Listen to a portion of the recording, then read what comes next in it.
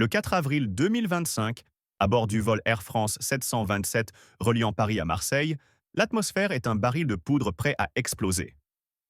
Jamal Diallo, un adolescent noir de 16 ans, prodige des sciences issu des ruelles sombres de Saint-Denis, franchit la passerelle avec un rêve brûlant. Triompher au concours national des jeunes savants. Mais dès qu'il pose un pied dans la cabine étouffante de la classe économique, l'air se charge d'une tension suffocante, comme un orage sur le point de déchirer le ciel. Les regards se braquent sur lui, certains curieux, d'autres méprisants, dans ce microcosme de la France contemporaine où les fractures sociales suintent à chaque instant. À peine assis, il sent une ombre planer.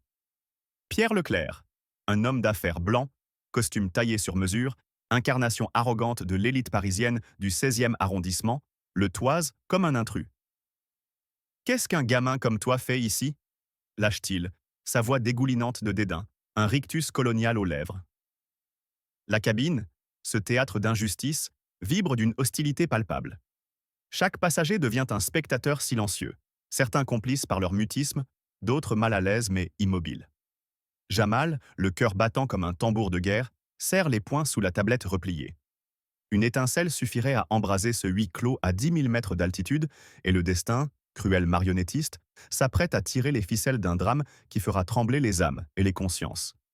Dans la carlingue oppressante du vol Air France 727, le drame prend une tournure suffocante. À peine les portes se referment-elles que Pierre Leclerc, cet homme d'affaires blanc drapé dans un costume hors de prix, incarnation arrogante de l'élite du 16e arrondissement, plante ses griffes invisibles dans l'âme de Jamal Diallo. Assis à ses côtés, il le scrute avec un mépris glacial, ses yeux perçants comme des lames prêtes à trancher. « Un gosse comme toi n'a rien à faire ici », siffle-t-il, sa voix basse mais venimeuse, chargée d'un sous-texte raciste qui fait bouillir le sang de Jamal. À sa droite, Amina Tran, une adolescente d'origine vietnamienne au tempérament volcanique, serre un recueil de poèmes de Rimbaud, ses ongles enfoncés dans le cuir usé, comme si elle s'accrochait à une arme. Pierre ne s'arrête pas là. « Retourne dans ton taudis, toi et ta copine asiatique, lâche-t-il, un sourire narquois tordant ses lèvres fines, un écho des privilèges coloniaux qu'il croit encore détenir. Les mots claquent comme des coups de fouet, et la cabine entière retient son souffle, suspendue dans une attente électrique. Les autres passagers, ces bourgeois parisiens en route pour leur villa provençale, détournent les yeux, complices muets d'une France qui ferme trop souvent les paupières face à l'injustice. Certains murmurent entre eux « Il l'a cherché, ce gamin », leur voix feutrée trahissant une approbation tacite qui attise la fureur de Jamal. Le jeune prodige de Saint-Denis sent une chaleur infernale monter dans sa gorge, une rage brute forgée par des années de regards suspicieux dans le métro, de contrôle aux faciès dans les rues grises de la banlieue, de portes claquées avant même qu'il puisse prouver sa valeur. Il serre les dents, ses poings tremblants sous la tablette, imaginant un instant se lever et renverser ce monde de faux semblants qui l'écrase. Amina, elle, ne se contient pas. « Et vous, votre place, c'est dans la poubelle de l'histoire », rétorque-t-elle, sa voix tranchante comme une guillotine, un cri de révolte qui résonne dans ce huis clos métallique. Pierre ricane, un son guttural qui fait frémir l'air, et sort un stylo Montblanc de sa poche, griffonnant avec une nonchalance calculée. « Les gens comme vous, marmonne-t-il assez fort pour être entendu, des sauvages qui salissent nos avions. » Chaque mot est une aiguille enfoncée dans la chair de Jamal, ravivant les insultes gravées dans les murs de son quartier. « Rentre chez toi, sale noire. Ici, à 10 000 mètres d'altitude, l'évasion est impossible, et la colère devient une bête sauvage prête à bondir. » La tension monte, inexorable, un volcan sur le point d'entrer en éruption. Que fera Jamal face à cette humiliation publique? Et vous, chers spectateurs, si cette rage vous brûle les veines, tapez 2 en commentaire et abonnez-vous pour ne pas rater la suite explosive. Si elle vous glace, un simple pouce bleu suffira. Mais restez avec nous. Un coup de théâtre inattendu approche et il risque de vous hanter jusqu'à la prochaine vidéo. Serez-vous prêt à voir jusqu'où ce brasier nous mènera? Dans la carlingue surchauffée du vol Air France 727 reliant Paris à Marseille, l'atmosphère devient un chaudron bouillonnant prêt à exploser. Jamal Diallo, l'adolescent noir de 16 ans au regard perçant, héritier des rues âpres de Saint-Denis, est cloué à son siège étroit, pris en tenaille par une hostilité qui suinte comme un poison lent. À sa gauche, Pierre Leclerc, cet homme d'affaires blanc au costume impeccablement taillé, incarne l'arrogance d'une élite française qui se croit au-dessus des lois, des convenances, de l'humanité elle-même. À sa droite, Amina Tran, l'adolescente d'origine vietnamienne au tempérament de feu, serre son recueil de Rimbaud comme une arme, ses yeux lançant des éclairs à chaque provocation. Ce qui avait commencé comme un murmure méprisant s'envenime en une guerre ouverte, un affrontement où chaque mot est une lame aiguisée. Pierre, avec une nonchalance calculée, laisse tomber des pics empoisonnés. Vous devriez savoir où est votre place, tous les deux, lâche-t-il, sa voix lourde d'un mépris colonial qui fait vibrer l'air. Jamal sent son sang bouillir, ses poings se serrer sous la tablette repliée. Mais il ravale sa rage, façonné par des années à naviguer les regards suspicieux dans les couloirs du RER, les insultes murmurées dans les halls d'immeubles délabrés. Amina, elle, ne plie pas. Et vous, votre place, c'est dans la honte, rétorque-t-elle, sa voix tranchante comme un couperet, un écho des résistances qu'elle a dû opposer au professeur qui la sous-estimait dans son lycée de banlieue. Mais Pierre ne s'arrête pas là. Avec un rictus cruel, il sort une flûte de champagne de son sac, un privilège ostentatoire qu'il manipule comme un sceptre. Dans un geste théâtral, il la lève, feignant de porter un toast, puis, d'un mouvement brusque, renverse quelques gouttes sur la chemise de Jamal. Le liquide doré s'étale comme une insulte liquide, et Pierre éclate d'un rire guttural, attirant les regards curieux et complices des bourgeois voisins. « Oh, désolé, mon garçon, ricane-t-il. Ça partira ou pas ?» La cabine, ce microcosme de la société française, devient un théâtre d'injustice où l'arrogance de l'élite écrase les espoirs d'un jeune prodige. Les passagers autour, ces spectateurs passifs d'une France qui ferme trop souvent les yeux, détournent le regard, certains esquissant un sourire discret, comme si cette humiliation publique était un divertissement raffiné. Jamal, trempé, sent une vague de fureur l'envahir, une indignation brute qui hurle dans ses veines. Il imagine un instant se lever, arracher ce verre des mains de Pierre, le briser sur son visage satisfait, laisser sa rage éclater comme une tempête sur cette cabine de faux semblants. Mais il reste immobile, conscient que chaque mouvement sera jugé, scruté, transformé en preuve contre lui, un jeune noir qui ose défier l'ordre établi. La tension monte encore d'un cran lorsque Pierre, enhardi par le silence complice des autres, se penche vers Amina. « Toi, la petite immigrée, siffle-t-il, son souffle chargé d'alcool. Tu devrais apprendre à te taire. » Les mots s'enfoncent comme des aiguilles, ravivant chez Jamal les souvenirs des insultes gravées dans les murs de Saint-Denis, des retours en Afrique qu'il a appris à ignorer. Mais ici, dans cet espace confiné où l'évasion est un mirage, la colère devient une bête sauvage qu'il peine à dompter. Amina explose. « Vous parlez de silence, vous qui jouez au roi dans un avion bondé? Votre privilège pue plus fort que votre champagne. » La réplique claque comme un coup de feu, et la cabine entière retient son souffle, suspendue à cette spirale infernale. Un détail, une étincelle, suffirait à faire basculer ce huis clos dans le chaos absolu, et le destin, impitoyable, semble prêt à frapper. Son cœur bat comme un tambour de guerre, chaque pulsation alimentée par une rage brute, une indignation qui menace de déchirer les chaînes de sa retenue. À sa gauche, Pierre Leclerc, cet homme d'affaires blanc au costume hors de prix, incarne tout ce que Jamal méprise. L'arrogance d'une France élitiste, celle des salons huppés du 16e arrondissement où l'on toise les autres comme des intrus. À sa droite, Amina Tran, adolescente au sang vietnamien et au tempérament volcanique, serre son recueil de Rimbaud comme une arme, ses ongles enfoncés dans le cuir usé, ses yeux lançant des éclairs assassins. Ce qui avait débuté comme une escarmouche verbale dégénère maintenant en une confrontation qui fait trembler les fondations même de cette carlingue métallique. Les mots de Pierre, des flèches empoisonnées, continuent de pleuvoir avec une précision cruelle. « Tu crois vraiment que ton petit concours de science va changer quoi que ce soit ?» lance-t-il à Jamal, sa voix dégoulinante de mépris. « Les gens comme toi finissent toujours là où ils ont commencé, dans la fange. » Ces paroles visent le cœur même de l'ambition de Jamal, cette flamme qu'il a nourrie contre vent et marée dans les HLM délabrés de son quartier. Jamal sent une chaleur infernale monter dans sa gorge, un cri primal qui l'étouffe à grand-peine. Chaque syllabe de Pierre ravive les souvenirs des insultes murmurées dans les rues de Saint-Denis, des salles noires, rentre chez toi qu'il a appris à encaisser comme des coups. Mais ici, dans cet espace exigu où l'évasion est impossible, la retenue devient une torture. Amina, elle, bondit dans la brèche. « Et les gens comme vous, ils finissent toujours à se cacher derrière leur argent pour masquer leur médiocrité, » rétorque-t-elle, sa voix tremblante de fureur mais portée par une force qui fait vaciller Pierre. Le visage de l'homme d'affaires rougit, une colère froide déformant ses traits aristocratiques. Toi, la petite immigrée, siffle-t-il, tu oses me parler de médiocrité? La menace implicite flotte dans l'air, et la cabine entière retient son souffle, suspendue dans une attente suffocante. Les autres passagers, ces bourgeois parisiens en route pour leur villégiature méditerranéenne, observent la scène avec un mélange de malaise et de fascination morbide. Certains échangent des regards complices, leurs murmures feutrés trahissant une approbation tacite. Ces gamins n'ont aucune tenue.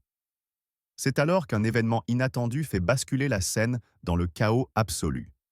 L'avion traverse une poche de turbulence, un soubresaut violent qui secoue la cabine comme un avertissement du destin. Le sac de pierre, mal arrimé, glisse sous son siège dans un fracas métallique. Dans un réflexe presque instinctif, Jamal tend la main pour le retenir, un geste innocent, presque courtois, né de cette politesse qu'on lui a inculquée malgré tout. Mais Pierre, interprétant cela comme une intrusion, explose. « Ne touche pas à mes affaires, un sale gosse !»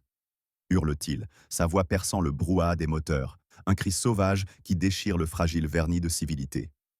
Dans un mouvement fulgurant, il lève la main et gifle Jamal en plein visage. Le claquement résonne comme un coup de tonnerre, un écho brutal qui fige les 250 passagers dans une stupeur glacée. La joue de Jamal brûle, une marque rouge s'épanouissant sur sa peau sombre, mais c'est son âme qui hurle plus fort encore. Une indignation pure, incandescente, nourrie par chaque humiliation subie, chaque regard dédaigneux croisé dans sa jeune vie, chaque porte claquée avant qu'il ait pu frapper, éclate en lui comme une tempête dévastatrice. Amina pousse un cri, un mélange de choc et de rage brute. « Espèce de lâche !»« Comment osez-vous » vocifère-t-elle, se levant à moitié, entravée par sa ceinture, ses yeux lançant des éclairs assassins. Les passagers autour, ces spectateurs passifs d'une France divisée, détournent le regard, mal à l'aise mais immobiles. Certains murmurent entre eux, leur voix feutrée trahissant une approbation malsaine. Il l'a cherché, ce gamin. La complicité muette de cette foule alimente la fureur de Jamal, une colère qui transcende le moment, qui puise dans des siècles d'injustice, dans les récits de son père ouvrier brutalisé par les contremaîtres, de sa mère femme de ménage moquée par ses employeurs bourgeois, dans les graffitis haineux tagués sur les murs de Saint-Denis. Il fixe Pierre, ses poings tremblants, et murmure d'une voix rauque presque inhumaine. « Vous venez de faire la pire erreur de votre vie. » Les mots, lourds comme une sentence, claquent dans l'air chargé d'électricité. Pierre, déstabilisé par sa propre violence, tente de reprendre contenance. « C'était un accident, un geste impulsif, » bredouille-t-il, ses mains ajustant nerveusement son col, mais ses yeux brillant d'une satisfaction malsaine, un triomphe fugace de celui qui pense avoir remis un inférieur à sa place. Les hôtesses de l'air, alertées par le tumulte, se précipitant dans l'allée, leurs talons claquant sur le sol comme des détonations. « Monsieur, calmez-vous immédiatement », ordonne l'une d'elles, une femme au chignon strict et au ton d'acier. Mais la tension est trop vive, l'air trop chargé pour que l'ordre soit rétabli si facilement. Jamal, la joue en feu, sent une tempête intérieure prête à tout emporter. Il imagine arracher ce sourire narquois du visage de Pierre, renverser ce monde de privilèges qui le broie depuis toujours, le réduire en cendres sous les yeux de ses spectateurs hypocrites. Pourtant, il reste cloué à son siège, conscient que chaque geste sera une arme contre lui dans ce théâtre cruel où la justice est un luxe qu'on lui refuse. La cabine entière est suspendue dans un silence oppressant, un microcosme de la France contemporaine où les masques tombent et les vérités éclatent. Pierre, rouge de honte et de défi, ajuste son costume comme pour se draper d'une armure fissurée.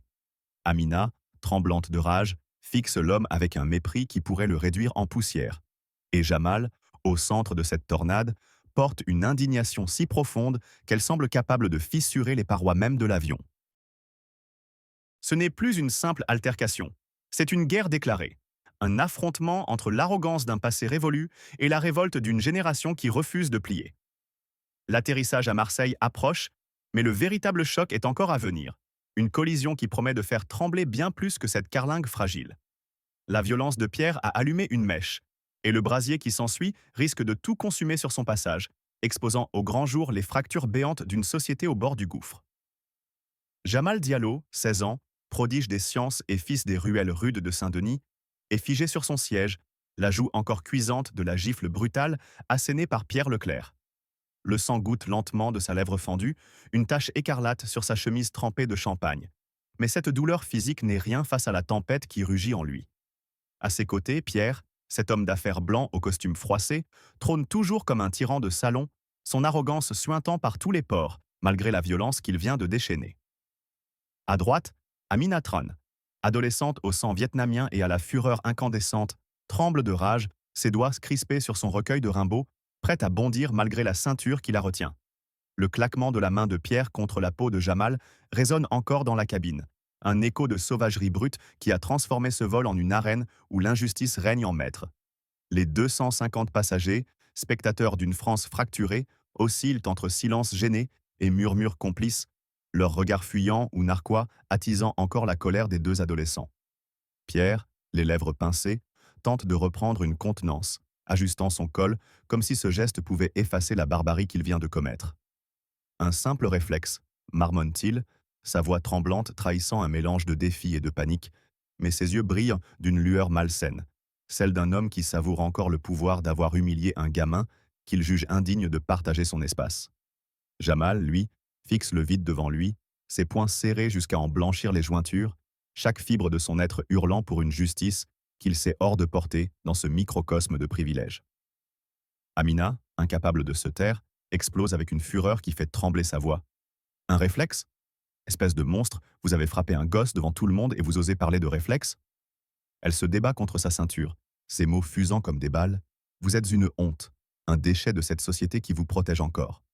Sa rage est un cri primal, un écho des luttes qu'elle a menées dans les cours d'école de sa banlieue, où les professeurs la regardèrent de haut pour ses origines. Pierre, piqué au vif, se tourne vers elle, son visage déformé par une colère froide. « Ferme-la, petite peste !» aboie-t-il, sa voix tremblante masquant mal une peur naissante. « Vous êtes tous les deux des parasites, rien de plus !» Les mots, chargés d'un venin raciste, frappent comme une seconde gifle, et la cabine entière retient son souffle, suspendu dans une tension suffocante. Les hôtesses, dépassées, avancent dans l'allée, leur voix autoritaire se perdant dans le tumulte. « Monsieur, calmez-vous !» Mais l'ordre est un murmure face à l'ouragan qui se déchaîne. C'est alors qu'une silhouette imposante émerge du chaos, une présence qui fait taire les murmures et fige les regards. Snoop Dogg, légende du rap mondial, 58 ans, se lève de son siège 5 rangs derrière, son ombre massive projetée comme un rempart. Vêtu d'un hoodie noir, ses dreadlocks balançant au rythme de ses pas lourds, il avance avec une démarche de prédateur, chaque mouvement résonnant comme un avertissement. Les hôtesses crient « Monsieur, restez assis !» Mais il les ignore, son regard d'acier rivé sur Pierre. « Toi, gronde-t-il, sa voix grave tranchant l'air comme une lame, tu ne touches plus ce gamin, jamais. » Il se plante entre Jamal et Pierre, une muraille de muscles et de justice face à l'arrogance effondrée. La cabine s'immobilise, le souffle coupé, suspendu à cet affrontement entre un titan de la culture urbaine et un tyran de salon. Pierre, blêmi, tente une riposte pathétique. « Ça ne vous concerne pas, restez en dehors de ça. » Mais Snoop le coupe net, sa voix basse mais tonnante. « Ça concerne tout le monde quand un minable comme toi frappe un enfant devant mes yeux. J'ai vu tout ce que tu as fait depuis Paris. Tes provocations, tes insultes, ton petit jeu de pouvoir, t'es fini. » Chaque mot est un uppercut verbal, un jugement sans appel qui réduit Pierre à une coquille vide. Les autres passagers, oscillant entre fascination et malaise, détournent les yeux, certains soudain conscients de la gravité de ce qu'ils ont laissé se produire. Jamal, derrière Snoop, sent une vague de gratitude mêlée de fureur. Gratitude pour cet homme qui prend sa défense, fureur contre un monde qui a rendu cette intervention nécessaire. Amina, galvanisée, ajoute son venin. « Vous pensiez qu'on allait plier, hein? Mais vous voilà à trembler devant un vrai homme. » Son rire amer claque comme une insulte, et Pierre, acculé, tente de se redresser, son costume froissé trahissant sa déchéance soudaine. Snoop, impassible, le fixe, son regard brûlant d'une colère contenue mais dévastatrice. « J'ai vu des gars plus durs que toi dans les rues, » dit-il. « Mais aucun n'était aussi pitoyable. Tu vas payer pour ça, et pas juste avec des excuses. » Les hôtesses, rejointes par un steward au visage tendu, tentent de reprendre le contrôle. « Monsieur, reculez, les autorités arrivent !» Mais Snoop ne bouge pas, ancré comme une statue de justice au milieu de cette cabine devenue un tribunal improvisé. La rage de Jamal, amplifiée par l'intervention de Snoop, se transforme en une force presque palpable. Il fixe Pierre, ses yeux lançant des éclairs. Vous avez cru me briser, mais vous venez de réveiller quelque chose que vous ne pouvez pas arrêter. La cabine, ce théâtre d'une France en crise, est au bord de l'implosion, les tensions raciales et sociales exposées dans toute leur brutalité. Pierre, rouge de honte et de défi, ajuste son col, mais son assurance s'effrite sous le poids du regard de Snoop. Amina, tremblante de rage, murmure entre ses dents. C'est fini pour vous. L'arrivée imminente des autorités promet un dénouement aussi spectaculaire que cet affrontement. Mais pour l'instant, Snoop Dogg, Jamal et Amina tiennent la scène. Un trio improbable uni par une indignation qui défie l'ordre établi. L'avion est immobile sur le tarmac, mais dans cette cabine, un ouragan de rage continue de tout ravager, prêt à emporter avec lui les masques d'une société hypocrite et les illusions d'un privilège intouchable. La cabine, théâtre d'une France déchirée, vibre encore sous l'écho de la gifle assénée à Jamal Diallo, ce prodige de 16 ans issu des ruelles sombres de Saint-Denis. La marque rouge sur sa joue brûle comme un stigmate, le sang séché au coin de sa lèvre témoignant d'une violence qui a fissuré l'âme de ce jeune génie. À ses côtés, Pierre Leclerc, l'homme d'affaires blanc au costume désormais froissé, tente de se recomposer une façade d'arrogance, mais ses mains tremblantes trahissent une peur naissante. Amina Tran, adolescente au sang vietnamien et à la fureur explosive, fulmine à sa droite, son recueil de Rimbaud gisant au sol, piétiné dans le chaos.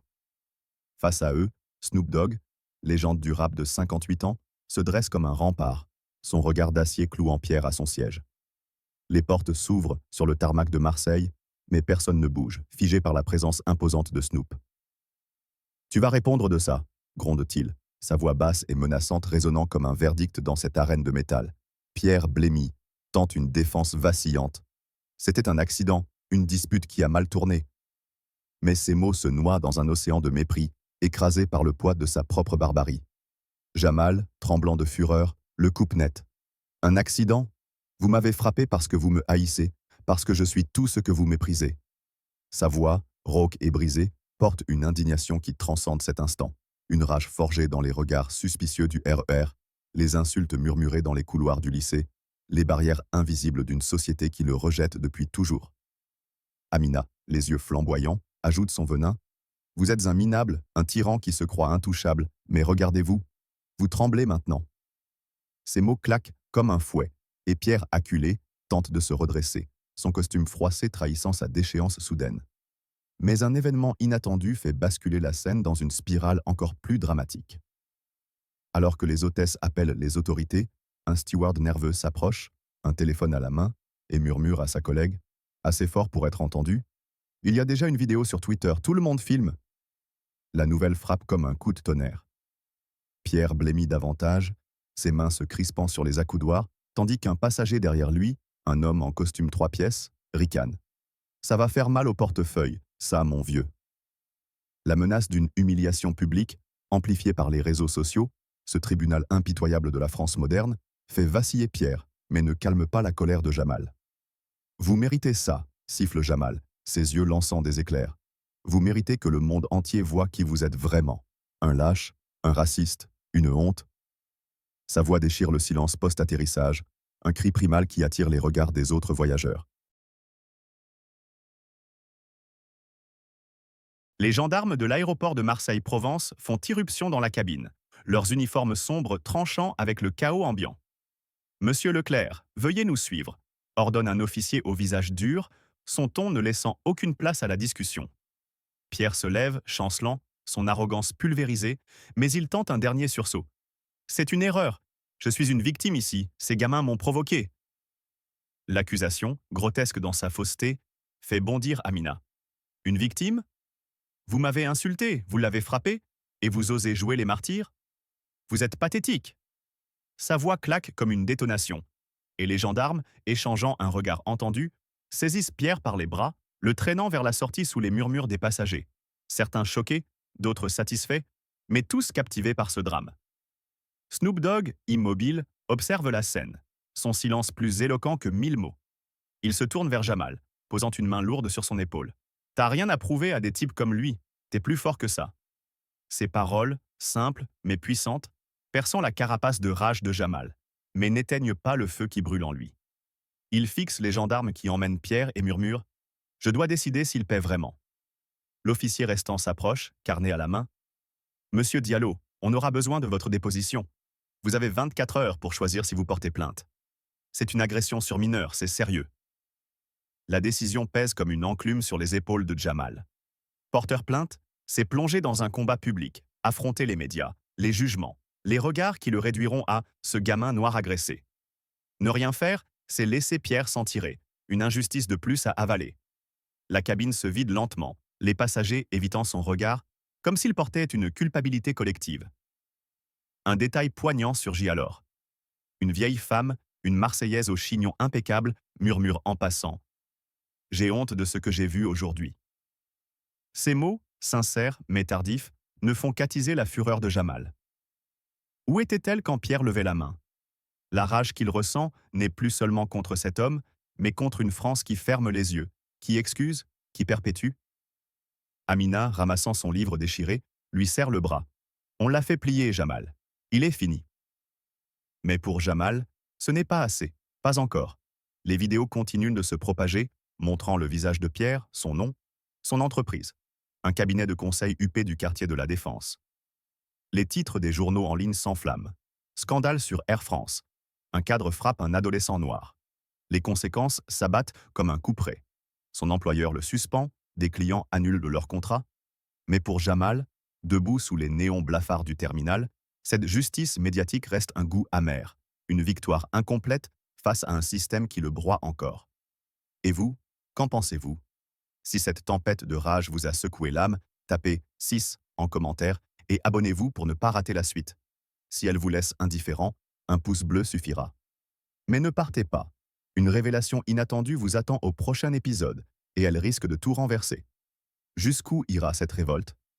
Les vidéos de l'incident, capturées par des dizaines de smartphones, ont déjà envahi les réseaux sociaux. Sur Twitter, les hashtags Jasha Justice pour Jamal et Owasham Vol 727 enflamment les écrans, relayés par des milliers de Français horrifiés, tandis que d'autres, hélas, défendent Pierre avec une froideur écœurante. Il a eu ce qu'il méritait, ce gosse insolent, écrit un anonyme sous un pseudo au relent nationaliste, un commentaire liké par des centaines de profils. Jamal, ignorant encore l'ampleur de cette tempête numérique, sent une fureur brute monter en lui. Il imagine ces lâches tapis derrière leur clavier, ces bourgeois parisiens et ces nostalgiques d'un ordre ancien, tous complices d'un système qui excuse des hommes comme Pierre. « Ils ne me connaissent pas », murmure-t-il, les dents serrées, « mais ils vont apprendre. » Sa voix, bien que basse, porte une menace sourde, un grondement qui annonce une révolte prête à éclater. Un détail inattendu fait grimper la tension à un niveau insoutenable. Un homme en costume sombre, un badge d'Air France épinglé à sa veste, s'approche avec une mine contrite. « Monsieur Diallo, au nom de la compagnie, nous vous présentons nos excuses, » dit-il, tendant une carte cadeau de 200 € pour un futur vol. L'offre, censée apaiser, agit comme une étincelle sur de l'essence. Jamal bondit de son siège, ses yeux lançant des éclairs. « Vos excuses? Vous pensez que 200 € effacent ce qu'il m'a fait ?» Sa voix rauque de fureur déchire le silence du terminal, attirant les regards des autres voyageurs. « Votre avion était une prison, vos hôtesses ont laissé ce port me frapper et vous croyez que ça rachète tout ?» Amina explose à son tour. « C'est une insulte. Vous protégez vos profits, pas vos passagers. » L'homme recule, balbutiant des justifications inaudibles. Mais le mal est fait. La colère de Jamal atteint un sommet. Un cri primal contre une France qui monnaie l'injustice, qui réduit sa douleur à une aumône dérisoire. Pendant ce temps, dans une salle à part, Pierre est interrogé par les gendarmes. Des rumeurs filtrent déjà. Il clame être victime d'une chasse aux sorcières, accusant Jamal et Amina de l'avoir provoqué. La nouvelle parvient à Jamal par un employé d'aéroport indiscret, et c'est la goutte d'eau. « Une victime !» hurle-t-il, sa voix brisant le calme artificiel du terminal. Il m'a frappé devant tout le monde et il ose se plaindre? Il imagine Pierre, cet homme riche et blanc, jouant les martyrs devant des autorités qui pourraient bien l'écouter, une injustice si profonde qu'elle le consume. Snoop, jusque-là silencieux, pose une main ferme sur son épaule. « Calme-toi, petit, il paiera, crois-moi. » Mais la rage de Jamal ne s'éteint pas. Elle brûle plus fort, alimentée par chaque privilège que Pierre incarne, chaque silence qu'il a protégé. Sous les néons crus, Jamal devient une bombe à retardement, une force prête à exploser face à un monde qui le méprise encore. Assis sur une chaise en plastique, la joue encore marquée par la gifle brutale de Pierre Leclerc, il fixe le sol, ses poings serrés jusqu'à en blanchir les jointures. Le sang séché au coin de sa lèvre et la tache de champagne sur sa chemise ne sont que des stigmates visibles d'une blessure bien plus profonde. Une rage incandescente, un feu qui consume tout sur son passage. À ses côtés, Amina Tran, adolescente au sang vietnamien et à la fureur indomptable, marche de long en large, ses yeux lançant des éclairs, ses mains tremblantes d'une colère qu'elle ne peut plus contenir. Snoop Dogg, légende du rap de 58 ans, se tient près d'eux, sa présence massive un rempart silencieux contre l'injustice qui les a frappés, son regard d'acier scrutant l'horizon comme s'il anticipait la tempête à venir. Loin de la cabine de l'avion, la colère ne s'éteint pas. Elle grandit, alimentée par une France qui vacille entre indignation publique et hypocrisie, une société où les masques tombent et les vérités éclatent au grand jour. Les vidéos de l'incident, désormais virales, ont transformé cette altercation en un scandale national. Les réseaux sociaux s'embrasent sous les hashtags Justice pour Jamal et A Scandal Air France, relayés par des milliers de voix horrifiées, mais aussi par des commentaires venimeux. Ce gamin noir a eu ce qu'il méritait, écrit un anonyme, leaké par une foule de profils au relent xénophobe. Pierre Leclerc, cet homme d'affaires blanc, est devenu une cible publique, son visage placardé sur les écrans, son nom, associé à un cabinet de conseil huppé de la défense, traîné dans la boue. Les conséquences s'abattent comme une lame, son employeur le suspend en attendant l'enquête, des clients annulent leur contrat, et les titres des journaux hurlent. Un cadre frappe un adolescent noir, la France face à ses démons. Mais pour Jamal, cette justice médiatique n'est qu'une façade, un pansement sur une plaie béante. Il froisse la carte cadeau de 200 € d'Air France dans sa main, symbole dérisoire d'une société qui rachète ses fautes à bas prix, et la déchire en deux. Un geste muet de défi contre un monde qui le méprise encore. Un détail inattendu attise le feu. Un journaliste local, flairant le scoop, s'approche avec un micro et une caméra, son regard avide trahissant une soif de sensationnalisme. Jamal, un mot sur ce qui s'est passé? Le pays veut savoir, lance-t-il, son ton pressant perçant le brouhaha du terminal. Jamal, déjà à bout, explose. Vous voulez savoir? Ce port m'a frappé parce qu'il me hait, parce que je suis noir, parce que je viens de Saint-Denis, parce que j'ose réussir. Sa voix, rauque de fureur, déchire l'air, attirant les regards des voyageurs et des employés. Amina bondit à ses côtés. Dégagez avec vos caméras, on n'est pas vos marionnettes. La caméra vacille sous leur rage, mais l'intrusion ravive une indignation profonde. Contre Pierre, contre une société qui transforme leur douleur en cirque médiatique, contre une France qui oscille entre soutien hypocrite et voyeurisme malsain. Snoop pose une main lourde sur l'épaule de Jamal. Ignore-les, petit. Concentre-toi sur ta victoire. Mais Jamal, tremblant, fixe le journaliste qui s'éloigne. Ma victoire? Ils veulent la salir aussi. Sa colère devient un cri primal, une révolte qui refuse de s'éteindre. Pendant ce temps, Pierre, interrogé dans une salle isolée, persiste dans ses mensonges. Des bribes de son discours filtrent jusqu'à Jamal. Il se dit victime, accuse les adolescents de l'avoir provoqué, implore la clémence des gendarmes. Cette nouvelle, murmurée par un employé indiscret, fait basculer Jamal dans un abîme de fureur. Victime? Hurle-t-il, sa voix brisant le silence du terminal. Il m'a giflé devant 250 personnes et il ose pleurnicher? Il imagine Pierre, riche et blanc, jouant les martyrs, protégé par un système qui pardonne trop facilement aux puissants. Snoop, jusque-là taciturne, intervient. Il ne s'en sortira pas, petit. Le monde le voit tel qu'il est maintenant. Mais pour Jamal, ce n'est pas assez. Sa rage n'est plus seulement contre Pierre, mais contre une France qui tolère, qui excuse, qui ferme les yeux depuis des siècles. Le terminal devient une arène où se joue un drame plus vaste. Les gendarmes, après avoir emmené Pierre, laissent à Jamal un ultimatum. 24 heures pour porter plainte. Cette décision, lourde comme une enclume, le déchire. Porter plainte, c'est affronter un combat public, exposer sa douleur au jugement, risquer d'être réduit à une étiquette, le gamin noir agressé. Ne rien faire, c'est laisser l'injustice triompher une fois de plus. Autour de lui, les voyageurs passent, évitant son regard, comme s'ils fuyaient leur propre culpabilité.